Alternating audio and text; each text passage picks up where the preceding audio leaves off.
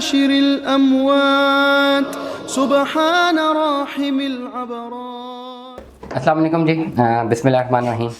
آج کی آیت میں ہم سورہ بقرہ کی آیت نمبر 185 سے آنورڈ ترجمے کے ساتھ پڑھیں گے کہ اللہ تعالیٰ قرآن میں کیا فرماتا ہے۔ ہمارے پاس سب سے پہلے آیت ہے، سپارہ میرے ہاتھ میں۔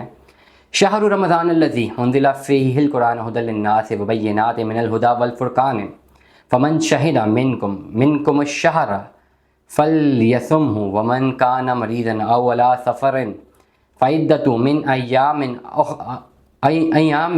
اخر یرید اللہ بکم اليسر ولا یرید بکم العسر ولتکملوا العدۃ ولتکبروا اللہ علی ما ہداکم لعلکم تشکرون۔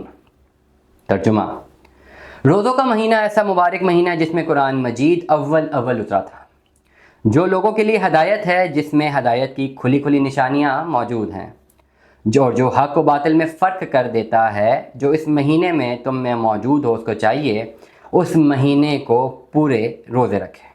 جو بیمار ہو، سفر میں ہو تو دوسرے دنوں پہ پورا کرے۔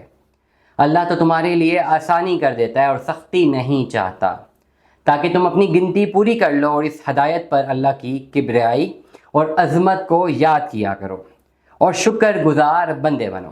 اے رسول صلی اللہ علیہ وآلہ وسلم، جب میرے بندے تم سے میرے بارے میں دریافت کریں تو تم کہہ دو کہ میں تم سے بہت قریب ہوں، میں تو دعا مانگنے والے کی دعا قبول کرتا ہوں۔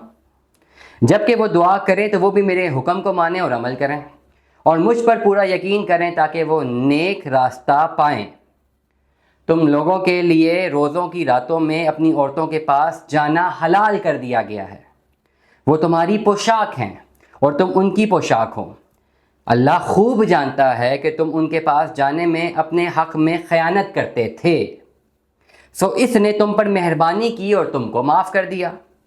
اب تم ان سے مباشرت کرو اور اللہ سے طلب کرو جو اس نے تمہارے لیے لکھ دی ہے، یعنی اولاد، اور کھاؤ اور پیو یہاں تک کہ صبح کی سفید دھاڑی رات کی سیاہ دھاڑی سے الگ نظر آنے لگے، پھر تم روزہ رات تک پورا کرو، اور جب مسجد کے اندر اعتکاف میں ہو تو مباشرت نہ کرو، یہ اللہ نے حدیں لگا دی ہیں، ان کے قریب نہ جانا۔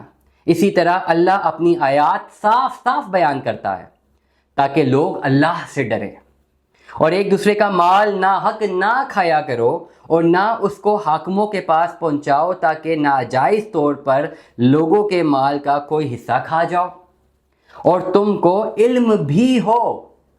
اے نبی صلی اللہ علیہ وآلہ وسلم، چاند کے بارے میں یہ تم سے دریافت کرتے ہیں کہ یہ گھٹتا بڑھتا کیوں ہیں؟ تم کہہ دو کہ لوگوں کے کاموں کے اوقات اور حج وغیرہ کی تاریخیں معلوم کرنے کا ایک ذریعہ ہے، اور نیکی یہ نہیں ہے کہ تم احرام کی حالت میں گھروں میں پیچھے سے آؤ، بلکہ نیکی تو یہ ہے کہ کوئی شخص حرام سے بچے اور گھروں میں ان کے دروازے سے آیا کرو، اور تم اللہ سے ڈرتے رہا کرو تاکہ فلاح پاؤ۔ ہم دوبارہ ریپیٹ کریں گے کہ اے نبی صلی اللہ علیہ وآلہ وسلم، چاند کے بارے میں تم سے یہ دریافت کرتے تھے کہ یہ گھٹتا بڑھتا کیوں ہیں؟ تم کہہ دو کہ لوگوں کے کاموں کے اوقات اور حج وغیرہ کی تاریخیں معلوم کرنے کا ایک ذریعہ ہے، اور نیکی یہ نہیں ہے کہ تم احرام کی حالت میں گھروں میں پیچھے سے آؤ، بلکہ نیکی تو یہ ہے کہ کوئی شخص حرام سے بچے اور گھروں میں ان کے دروازوں سے آیا کرو، اور تم اللہ سے ڈرتے رہا کرو تاکہ تم فلاح پاؤ، اور تم اللہ کے راستے میں ان سے لڑو جو تم سے لڑتے ہیں، مگر زیادتی نہ کرنا، بلا شبہ اللہ زیادتی کرنے والوں کو محبوب نہیں رکھتا۔ صدق اللہ العظیم۔ جزاک اللہ۔